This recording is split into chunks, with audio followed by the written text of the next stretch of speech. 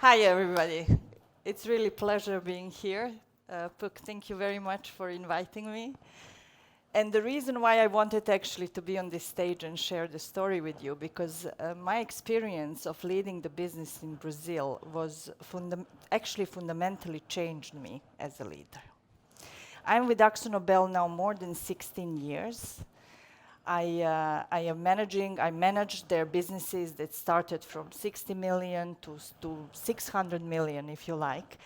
And that challenge in Brazil was very particular because company asked me, they said, we have this challenge, we have a small 7 businesses, all with their own organization, their own factories, own sales organization, R&D, everything separated.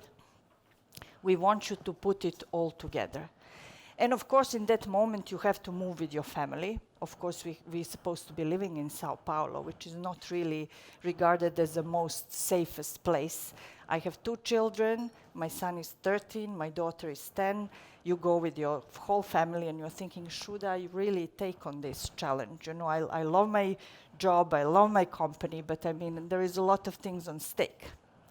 Of course, when the HR professional is selling you the business, they are saying, you know, Brazil is a fantastic country, you know, there is a party all the time, you go every weekend to the beach.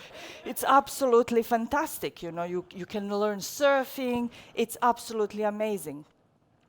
What they forget to tell me that in the mid of 2015, Brazil went into the major catastrophic economical crisis that you can imagine.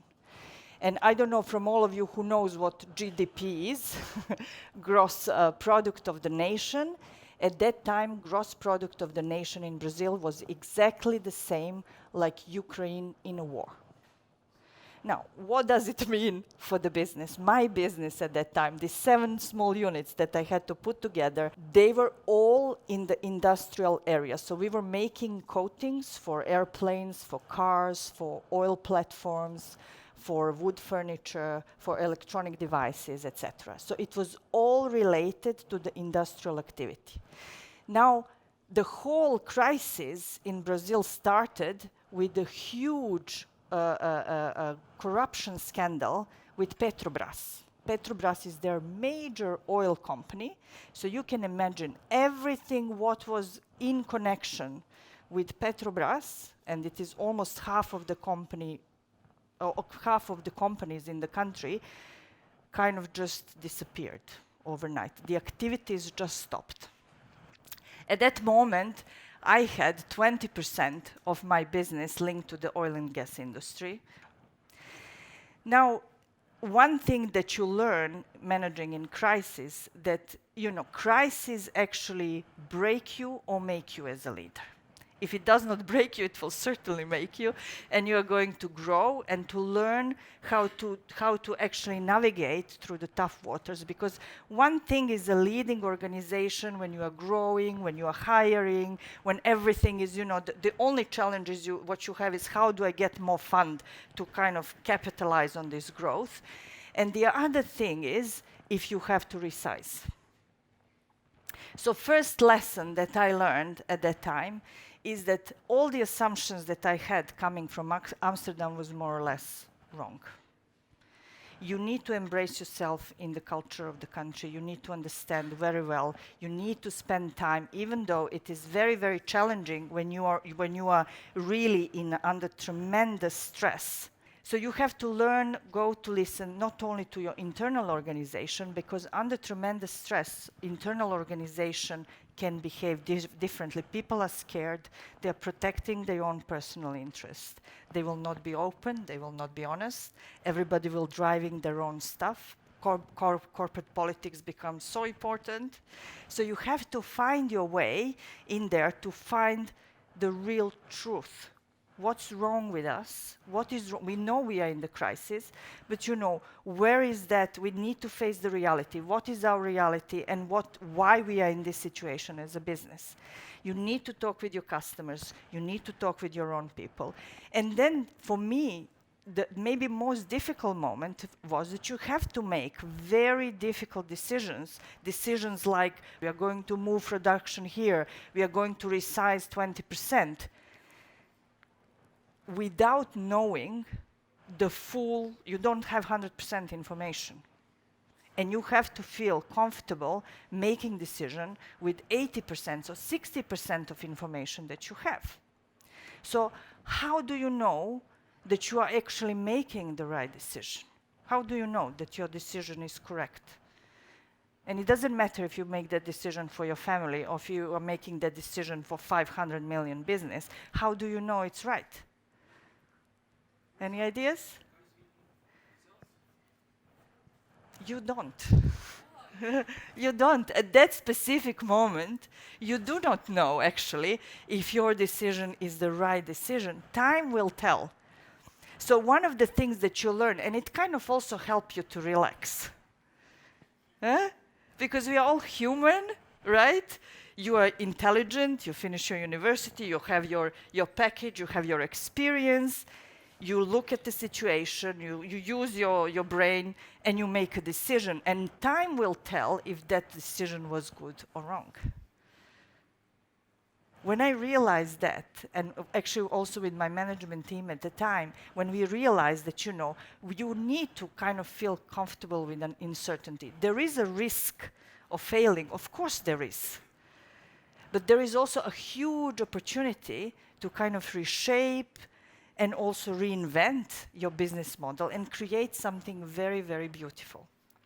So first thing what I learned was, you know, you need to go and find that intrinsic truth, what is in our organization that is really strong, and what are the weaknesses that we have to shave off, however difficult that may be. The second thing that I also learned, if you come from the corporate environment, if you have a small crisis, you know, companies always want to make more profit. How do you make more profit? You sell more or you have less costs. It's very simple. Now, if you are in the economic crisis, selling more is kind of a problem. So you need to cut the costs. And one thing, and honestly, doing the reorganization in a big companies is not that difficult. It's not difficult. It's not a nice thing to do, but it's not difficult. The one thing that people maybe make the mistake, they think if I reorganize, I can reorganize myself out of the problem. I do strongly believe you cannot just reorganize yourself out of the problem. If we made just another org chart with different names and different blocks sitting there, are we really solving the problem that we have? No, we don't. What reorganization is doing is just buying you a time. And it is buying you very, very limited amount of time. It's like 6 months, 1 year maximum. So you get yourself time to kind of reinvent your business model. Choosing your team in those difficult periods is something that is absolutely critical for your success. One thing that I negotiated with my company before I left, and that I learned hard way, because first time I didn't, but one thing that you realize is that you need freedom and you need funds to choose the best people you can in the situation like this. If you are a single contributor in the organization, so that means you don't have any people under you, so you are paid for the job to contribute as a single contributor, how we call it. It is very important how good professional you are, how good are your skills, professional skills to actually do that job that you are asked to do. The better you do it, the higher you come, the more visible you become, and then you kind of progress in your career. When you start managing people, then what you actually are doing is not that important, but how do you manage the team dynamic? How do you actually play that leadership role? So that becomes very important for your progress and also how well you are doing your job. When you become executive director, then you need also totally different skills. You become much more far away from every day, doing stuff. You have people doing that stuff for you. And you want those people to be fantastic professionals, because as good as they are, as good you will be. But then, you have people leaders who are managing the teams and they are managing dynamics, but then what you are doing, you are actually managing a different stakeholders internally and externally. So what I really put a lot of effort and I spend a lot of my political capital in the company by getting the best local guys I could get, some of them very experienced, some of them promoted, because people who get promoted, they are full of energy. They think, I am going to solve this. I can do it, and they love it. And on that energy, you can really build a tremendous amount of success of the organization. So that team factor is very, very important. The other thing that I told you, so you reorganize, you take the costs out, and then during that time, you have to spend with the team that you chose and to find. You have to reinvent your business model. So you have to plan for the future. You have to be honest to yourself. You have to really amputate the weak links that you have in your organization. And that is sometimes difficult to do with the people who are very, very long in the specific business because they believe they can solve it. This crisis will stop in 1 month, and then we are going to see 10% growth, 50% growth. They want to believe in it because it is their baby. But coming fresh, you look at it, you kind of have a pretty cold analysis, however unpopular that may be. You look at it and you realize you are too fragmented, there is too many competitors, you do not have really some real core competence to win in that market. And what is the core competence? Core competence can be for the business, it can be for you personally. That is something that you do so well that you are by far better than your first competitor. By far better. If I'm professional, what is my core competence as a business leader? What do I do much better than another business leader in my company or another company that is on the same level like I am? So what do I do better or different so that I stand out? The same with the business. What is it? Is it some product you have? Is it some service you have? Is it the way how people are engaged with the whole thing? It does not have to be something really practical. Is it the number of factories you have, super fast supply chain, whatever? There are so many things that you can find that can actually help you reshape that business. For us, it kind of turned out to be a 3 years ride.